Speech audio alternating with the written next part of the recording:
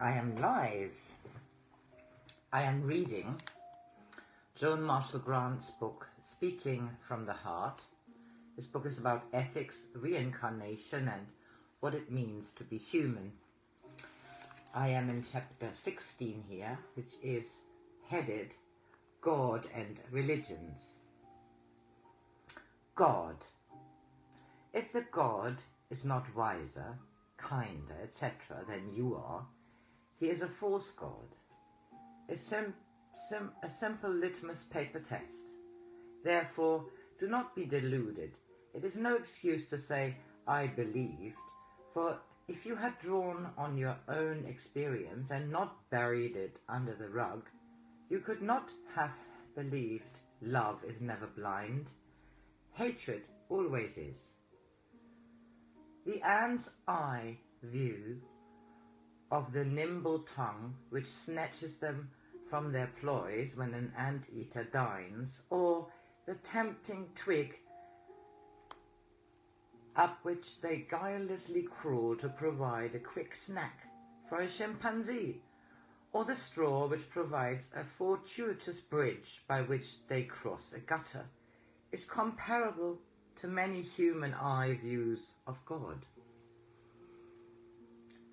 For man, like the ant, is likely to see any factor which is outside his comprehension as being an omnipotent power directed against him, a power which can only be propitiated by unlikely exercises.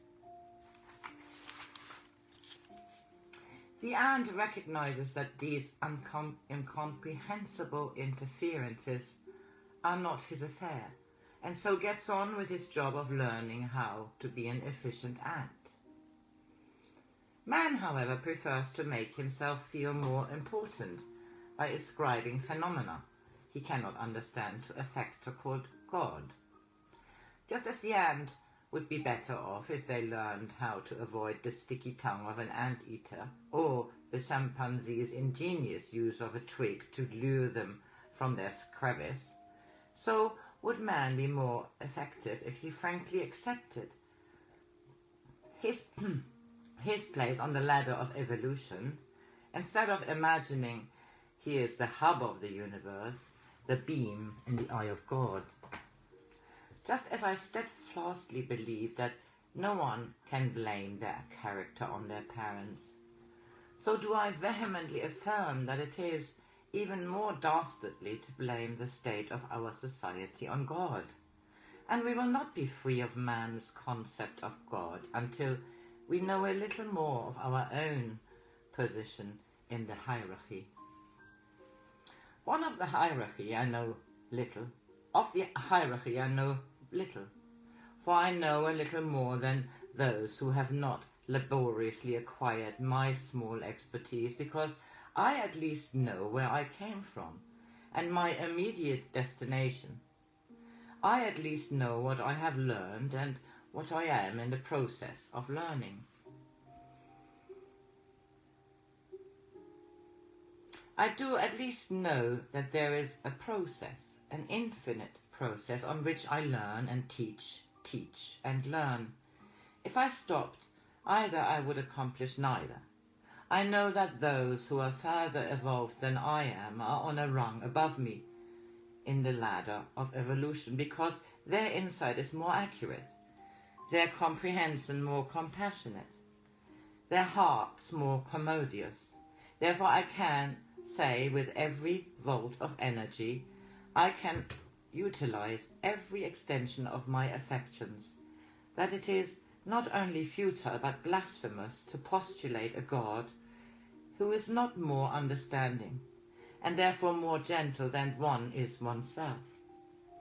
I think that intellectual effort should be directed at diffusing the intellectual concepts which produce such havoc on this planet, even though these concepts have no basis in any level of reality.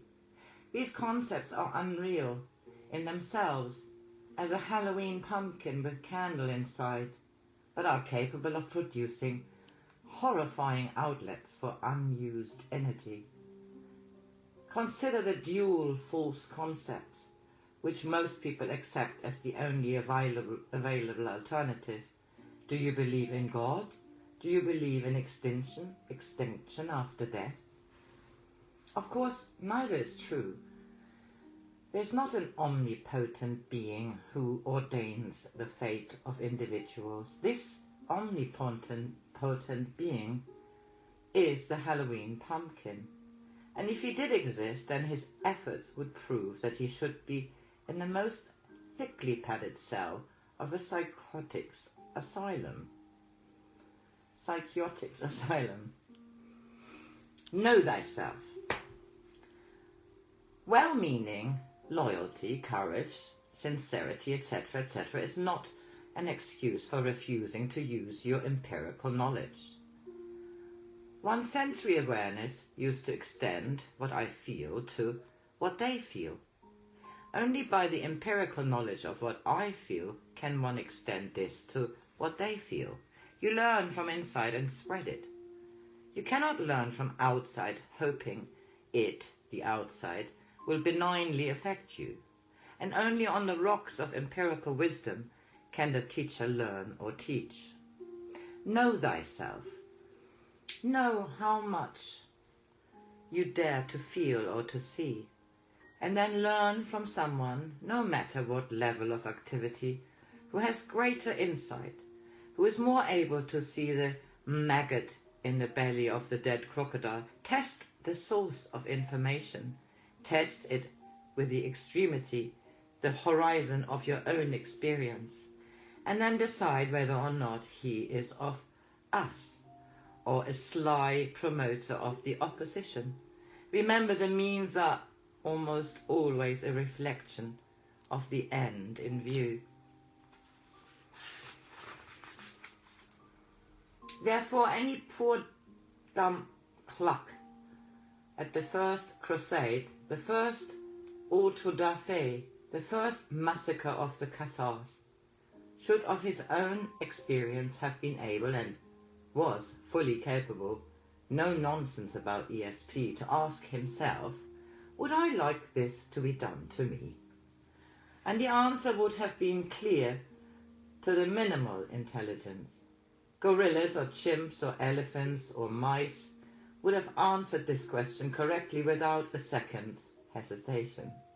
Therefore, if even people had listened to the Greeks, who at least had good sensory awareness, although were idiotic when it came to God's concept, they would have at least said, a God must be someone close to the ideal pattern, must be close to the ideal pattern than I am, must be closer to the ideal pattern than I am.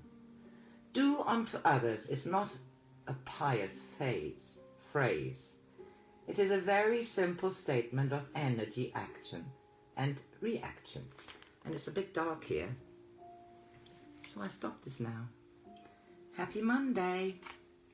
I continue tomorrow.